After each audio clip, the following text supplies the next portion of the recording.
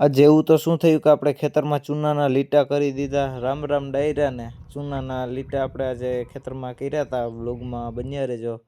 અને પછી આપણે આવી ગયા હતા ગામમાં, અને ગામમાં આપણે આવી ગયા હતા ધરતી ઝેરોક્સ ને લેમિનેશન ને ત્યાં તો પતંગ ને દોરીને ફિરકીને કંઈક હતા. તો આ રીતનો ભાઈ સામાન આવી ગયો હતો. આ શિવમ સુરતી માંજા ને આ તમે જોઈ લ્યો મિત્રો, આ રીતનો સામાન હતો. અને આ રીતની ફિરકી ને પપુડા ને બધું હતું. અને પછી તો વ્રજભાઈ આવી ગયા ને ઠંડી લાગી ગઈ.